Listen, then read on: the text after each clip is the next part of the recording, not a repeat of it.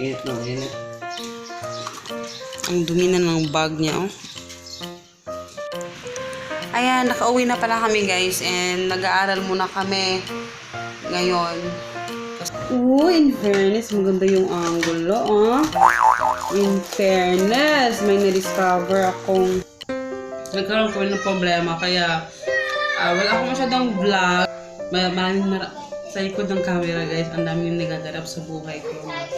Hindi nyo nakikita. So, yun yung mahirap talaga, guys, pag yung provider yung nawawala ng income mo, wala na.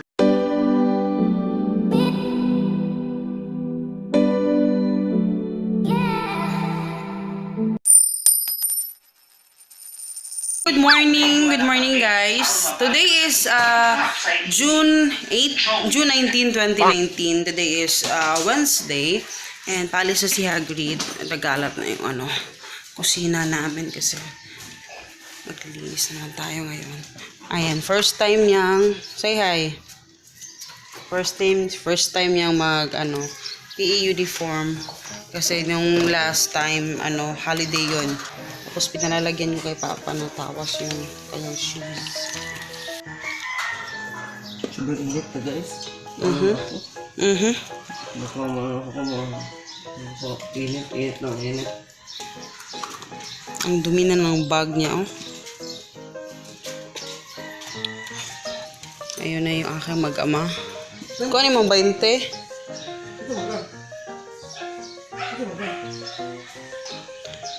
Ayun na siya. Ito na ako. Maho. Tumba ang bag. Talaga ko na iyang face towel, oh. Ang manini mo, dili ibutang sa kuan, ha? Ano manini mo? 2.5. Agoy, basta dili mo na ihatag, ha?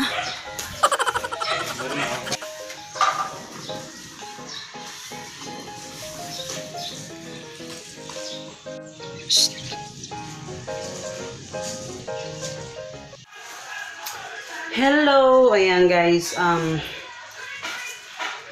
oras na? Alas 9 na. Nag-ano lang ako. Nanonood ako ng TV. And, today, babaunan ko pa rin si Hagrid ng kanyang lunch. Ano nangyari dito sa aking spinach. Yung spinach namin na isang pack, parang isang kainan nata namin yun. Pasensya na kayo, ha. Yung routine ko everyday, paulit-ulit lang, mga ganito. Kasi ito lang din talaga yung routine ko. And yung mga ibang bagay, minsan hindi ko napapakita sa inyo. Pero ito talaga yung mostly na ginagawa ko. Yung may pasok na si Hagrid. Kaya, ayun. Ito talaga yung routine. And bukas, hindi ko alam, grocery day namin bukas, pero hindi ko sure kung makakapag-grocery talaga ako kasi merong bukas parent orientation dun sa school. And hindi ko alam, medyo mahaba yung time, 1 to 4 p.m. Kaya si Hagrid, ipapakuha ko kay Papa. Dun muna siya sa office nila. Kasi medyo mahaba yung oras eh. At hindi ko si Hagrid sa iba kasi alam niyo si Hagrid napaka hyper. So kailangan talagang may sa kanya. So si Papa, sabi ko kay Papa, ipakuha si Hagrid bukas doon sa school. Kasi 1 o'clock yung nila. 1 o'clock yung kanilang tawag dito, orientation. So ito na yung baon ni Hagrid. Ayan, magpapaano muna ako. Ayan na, yung baon ni Hagrid. Ko lang muna kasi medyo mainit pa.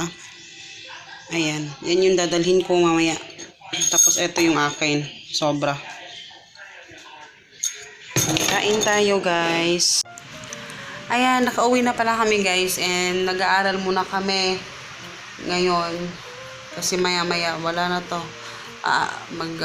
Kagala na yan. Kaya, ayun. Diretso aral pagdating galing sa school. Kasi may mga assignment din siya kasi.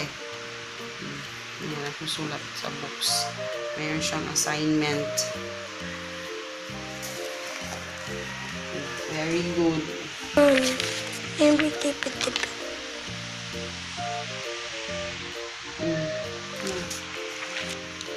Alas 2 pa pala guys, and alam niyo ba sobrang busy. Hanggang ngayon nandyan pa rin siya. Yung stocks yan na hindi pa nalabas.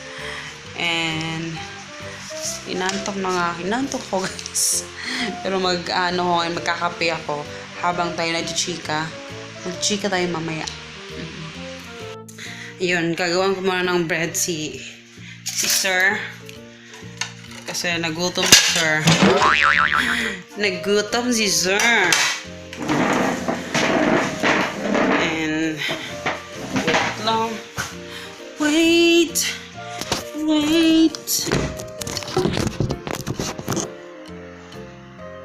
Ayan.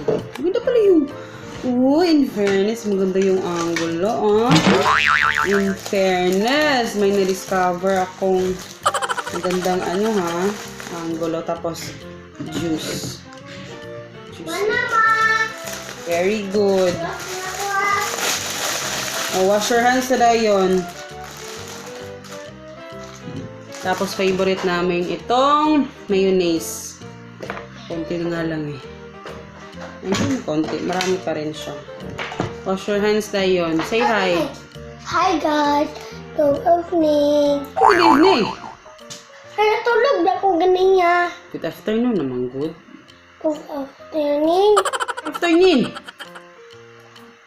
Good afternoon. Kaya pangit yung lighting dito guys. Kasi parang nagre-reflect yung green. Parang nagre-reflect siya nung plano ko ngang i-cover na lang siya or kahit ano na lang na white. Kakayo. Pasanggon ka si Sir. Buna kayo. Kasi parang nagre-reflect siya no? Or kahit ano na lang white na lang na Scissors. ayaw na katong black. Ayaw lagi na. Ay nako. Puting cortina na lang. Tapos yun nga, chika ko na lang sa inyo dito ngayon. Hindi yun. Eye strap. Wow. Nice cream. Ingan ko ayaw lagi ibunaw. Ano ba? Naimo ako ni. Ano ba? Gagawin namin SKD. Wala lang. Naisipan ko lang gawin SKD. Ay, Ma'am Breda! Kasi bread, kanila ko. Wala ka. Yun nga. So, ayun nga. Sabi ko. Nagkaroon kami ng problema. Kaya, wala akong masyadong vlog. Actually, may video ko pero hindi ko ma-upload kasi nga sobrang maraming sa likod ng camera guys, ang daming nagaganap sa buhay ko. Hindi nyo nakikita, syempre. Pero ayun, gusto ko lang i-share sa inyo kung ano yung mga pinagdadaanan ko lately. And kasi syempre, part din kayo sa amin pang araw-araw, di ba? Kaya ayun. Kaya hindi ko na kasi nagka-problema lang kami dun sa parte ng sa family ni Papa. So medyo nagka-problema kami sa mga parents niya, ganun kasi yung health issues, ganyan. And then yung breadwinner kasi nila is syempre yung Papa lang na ni Papa. So syempre kami nakaseparate na kami. And may mga kapatid pa siya doon na nasa bahay. Na which is yung father-in-law ko yung nagpo-provide lahat. Kaya yun yung mahirap kasi siya yung provider. Yun yung mahirap talaga guys pag yung provider yung nawawala ng income, hindi naman nawawala ng income, may income pa rin naman siya pero sorry may mga bata. Parang kailangan niya magpahinga kasi dahil nga dun sa dati siyang ina-atake ng sakit niya kaya kailangan niya magpahinga. So, wala tayong magagawa, diba? Kung talagang sinisingil ka na ng katawan mo. And, yun yung problema. And, meron pang nag-aaral, ganyan yung araw-araw na binabaon. Though, libre naman siya dun sa school. Kasi yung sa K-12, yung tawag doon, grade. Ay, yung sa senior high, ayun, free naman siya doon. So, yung mga kailangan lang is yung pamasahe. Siyempre, pamasahe, malaki na rin yun kasi araw-araw yun. Kaya, ayun. Kaya, problema. And, siyempre, yun yung nare-realize ko na, alam mo yung, nagsusumikap kami, naghihirap kami ni Papa. Hindi dahil, alam mo yun, we're not meant to, we're not meant for ourselves. We're meant to help others. Parang, feeling ko, ganun yung purpose ng tao. Kasi, lagi ko talagang iniisip lagi na, hindi kami nagsusumikap para lang sa family namin. Nagsusumikap din kami para sa ibang tao, para sa Siga family namin. 'Di ba? Kaya yun din yung nagpo-force sa akin na magpursige na mag sideline, mag-ipon ng mabuti, hawakan yung pera ko. Yun yung nakakapag-motivate sa akin na hawakan ng ayos yung pera ko, na hindi basta-basta igastos, kasi kagaya nito, alam kong in-expect na namin na darating talaga itong time na to, pero hindi ganito kaaga talaga. Pero at least meron na kaming, kahit konti, meron na kaming mai-share o maibibigay na tulong sa kanila. Kasi maraming mga kakapatid sila, Papa.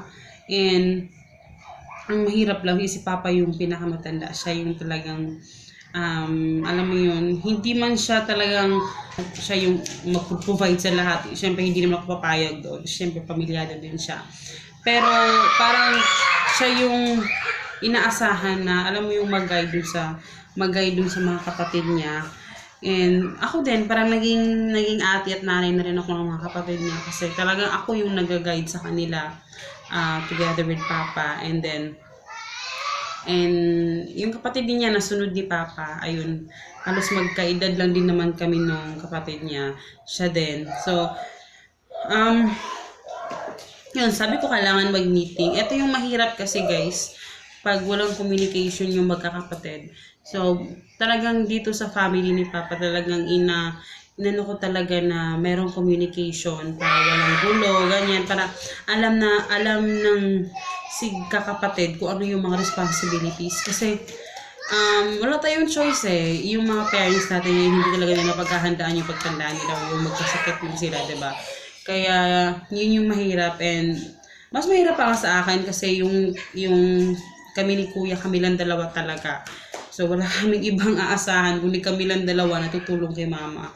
And, sila Papa naman, marami sila. Pero, syempre, 3 lang yung nagtatrabaho, at saka yung dalawa doon may pamilya na, si Papa at saka yung sunod niya. Then, yung isa dalaga pa, nagtatrabaho pa siya. And, nagtatrabaho na. Pero yung dalawa, hindi, walang mga trabaho. So, nag-aaral pa yung isa.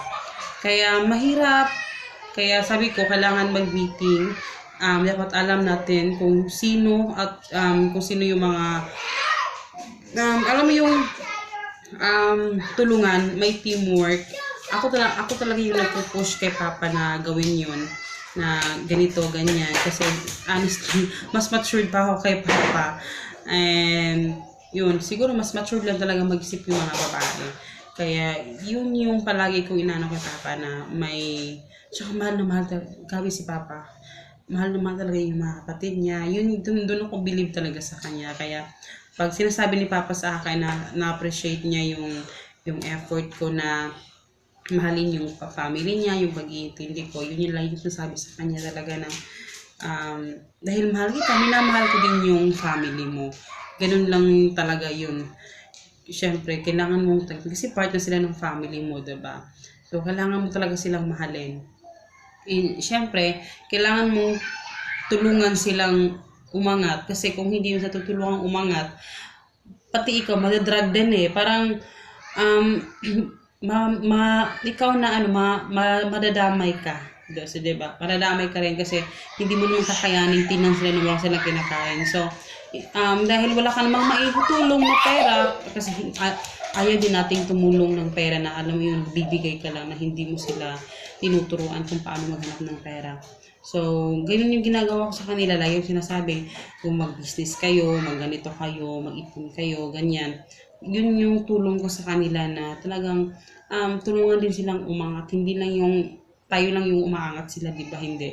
Kaya, yun yung lagi kong inaano. So, sa mga magkakapatid, kailangan talaga teamwork and magtulungan. So, nag-ano kami, sabi ko kailangan meron tayong kada isa sa inyo, kailangan may responsibility na ganito, ganyan, na walang maagrabyado. So, meron kami responsibility na eto, parang nag-pledge kami na ako, sige, eto yung babayaran ko, ito yung bibigay ko sa ganito.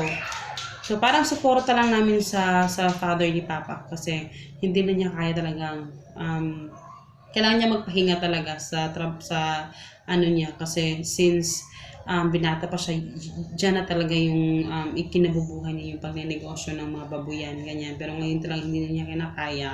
Kaya yun yung ano namin sa kanya, tulong. And then yung mga kapatid naman niya may responsibility din, ganito, ganyan. So parang inaano-ano namin. Kaya ito yung mahirap sa ganitong family na hindi na pagkahandaan. Yung like yung sinasabi, we're not meant to serve ourselves but to serve others. So feeling ko ganun yung purpose ng tao. Kaya yun. Nakuha ko lang din yan kay Pastor Bong, yung mga lessons na ganyan. And I'm happy na nai-apply ko siya sa aking tunay na buhay. And yun naman yung ibabalita ko sa inyo kasi mahaba na itong sinasabi ko. And nagpapasalamat ako sa inyong suporta kasi talaga namang overflowing yung pag-support niyo sa akin. And meron akong pasorpresa sa inyo na pag-giveaway. So abangan na lang ninyo yung pag-giveaway natin. And ayun, so magpapaalam na lang ako dito guys kasi ang dami ko pang gagawin doon. The books ni Hagrid, nagkalat na siya. Wait, tingnan nyo naman. Nagkalat na kasi nag-aaral kami. Enjoy and salamat sa panonood and see you in my next video guys. Bye! Ito pala ginawa kong ice candy.